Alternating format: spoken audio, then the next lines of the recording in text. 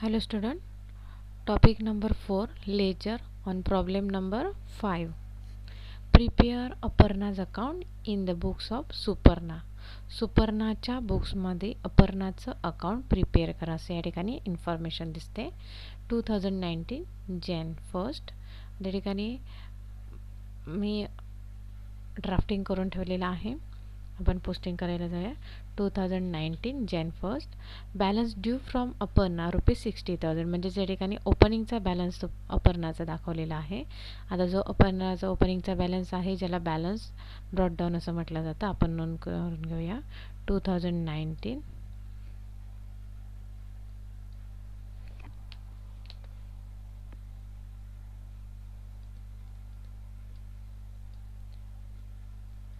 Jan 1st to balance brought down opening balance असल्यामुळे balance brought down लिहिणार आपण त्याला. To balance brought down ₹60,000. Balance आहे, बॅलन्सची एंट्री होत नाही, बॅलन्सचं पोस्टिंग केलेलं आहे आपण. सेकंड 4ला काय केलं आहे बघा. Sold goods to Aparna ₹15,000 at 10% rate discount. Sold goods to Aparna म्हणजेच एंट्री काय होणार Aparna account debit to sales. Aparna account debit to sales account. अपर्णामध्ये टू सेल्स, सेल्समध्ये बाय अपर्णा. आता या ठिकाणी आपल्याकडे फक्त अपर्णा आहे आणि म्हणून लिहिणार 4th January to sales account. आता यासाठी अमाऊंट काय सांगितली बघा. 15,000 ॲट 10% ट्रेड डिस्काउंट म्हणजेच 1,500. राहिले किती 13,500 तुमची अमाऊंट दिसणार आहे. 13,500. ओके. त्यानंतर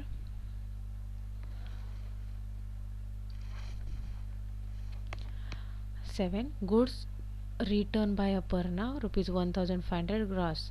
तर गुड्स जे आहे 4th Janला परचेस केलेलं होतं, सोल्ड केलेलं होतं ते आता रिटर्न झालं आहे म्हणजेच त्याला म्हणणार sales return account debit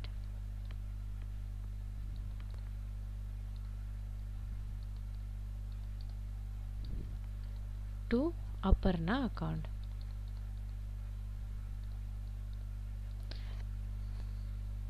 4th Janला जे सेल झालेलं होतं ते 7th Janला काय झालं आहे रिटर्न झालं आहे. मग तेव्हाचं सेल्स आता रिटर्न म्हणजे सेल्स रिटर्न. सेल्स रिटर्न हे नेहमी एंट्रीमध्ये डेबिटलाच दिसणार आणि एंट्री होते sales return account debit to Aparna. आता याचं पोस्टिंग कसं करणार. सेल्स रिटर्नमध्ये लिहिणार टू अपर्णा, अपर्णामध्ये लिहिणार by sales. 2019 Jan 7 to sales account by sales account sales return account by sales return account. Sales return आहे किती बघा 1,500 ग्रॉस म्हटले. आता 1,500 ग्रॉस याचाच अर्थ जेव्हा ते ओरिजिनल ट्रान्झॅक्शन होतं त्या ट्रान्झॅक्शनमध्ये जर ट्रेड डिस्काउंट सांगितलेलं असेल तर यामधून सुद्धा ते डिडक्ट होणार कारण इथे ते आपल्याला प्रोसेस कंप्लीट करायची आहे म्हणून त्याला ग्रॉस म्हटलं आहे. नेट म्हटलं असतं तर डायरेक्टली घेतलं असतं. 1,500 less 10% just 150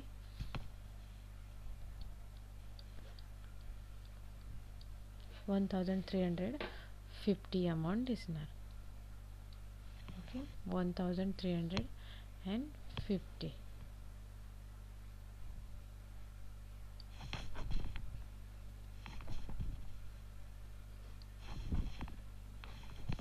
next invoice goods to Aparna ₹11 received cross check from Aparna. Cross check from Aparna received cross check means bank account debit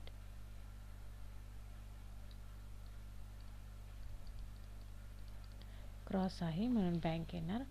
to from Aparna म्हणजे अपर्णाकडून म्हणजेच गिवर या ठिकाणी Aparna. Bank account debit to Aparna बँकमध्ये लिहिणार टू अपर्णा तर अपर्णामध्ये लिहिणार by bank account. 11 by bank account आणि अमाऊंट आहे त्याची 5000.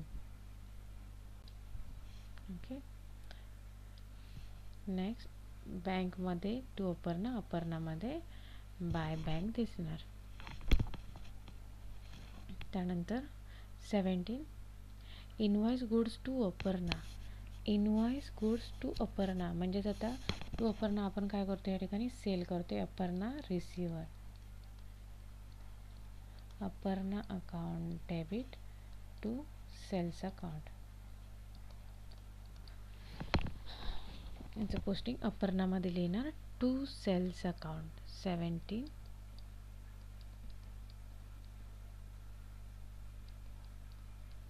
To sales account.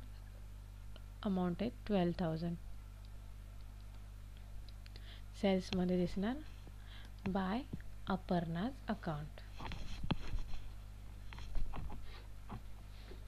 Okay. Next 25 sold goods to Aparna in cash. Sold goods to Aparna in cash म्हणजेच आता या ठिकाणी एंट्री काय होणार आहे. Sold goods to Aparna in cash. Cash account debit to sales account. Cash account debit to cells. कॅशमध्ये लिहिणार to sales, सेल्समध्ये लिहिणार बाय कॅश. मग या ठिकाणी अपर्णाशी रिलेटेड काहीच नाही आहे आणि त्यामुळे त्याचं पोस्टिंग अपर्णा अकाउंटमध्ये जाणार नाही. Okay. Next 30 received cash from Aparna ₹33,000 in full settlement of her account. Received cash from Aparna. अपर्णाकडून कॅश रिसिव्ड केली आहे 33,000ची आणि अकाउंट सेटल केलं आहे. Received means cash comes in cash account debit to Aparna account.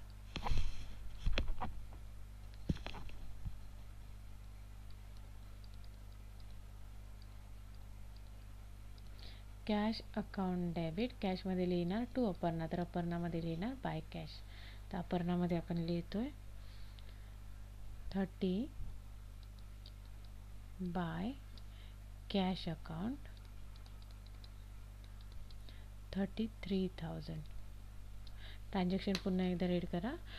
Received cash from Aparna ₹33,000 in full settlement of her account. म्हणजेच अपर्णाचं account settle करा. कसं तर तिच्याकडून फक्त 33,000 तिने जेवढे दिले पाहिजेत तेवढे सगळे न घेता फक्त 33,000 एवढेच रिसिव्ह करा आणि तिचं अकाउंट सेटल करा. म्हणजेच रिमेनिंग जे आहेत ते काय करा, तिला डिस्काउंट अलाउड करा. मग आता या ठिकाणी डिस्काउंट किती अलाउड केलेलं आहे हे बघण्यासाठी आपल्याला हे क्लोज करावं लागणार. म्हणून आपण फक्त पोस्टिंग करून घेऊया bye discount allowed account. Okay. आता आपण क्लोज करणार. 60,000 प्लस 13,500 प्लस 12,000 85,500 बोथ साईडला 85,500 मायनस आता आपण करणार आहोत क्रेडिट साईडला 1,350 प्लस 5,000 प्लस 33,000 म्हणजेच झाले 1,350 प्लस बँक अकाउंट आहे 50,000 चुकून 5,000 लिहिलेलं मी प्लस 33,000 84,350 ही आपली क्रेडिट साईड येते जी शॉर्ट आहे आणि डेबिट साईड आहे 85,500 म्हणजेच आपल्याला डिस्काउंट अलाउड करायला लागतोय 1,150 एवढा आपल्याला डिस्काउंट अलाउड करायला लागतोय. म्हणजेच काय तर या ठिकाणी कॅश अपर्णाकडून आपण कॅश रिसिव्ह करतोय. अपर्णाकडून सुपर्णा कॅश रिसिव्ह करते जी तिने केली पाहिजे होती 34,150 पण ती 33,000 एवढी कॅश रिसिव्ह करून अकाउंट सेटल करते. म्हणजेच 1,150 हे तिला डिस्काउंट अलाव करते. हा सुपर्णाचा असणारा लॉस आहे. ओके. या ठिकाणी सुपर्णाचा लॉस आहे जो आपण या ठिकाणी मेन्शन केला आहे. ओके, प्रॉब्लेम या ठिकाणी आपला कंप्लीट झालेला आहे. थँक्यू.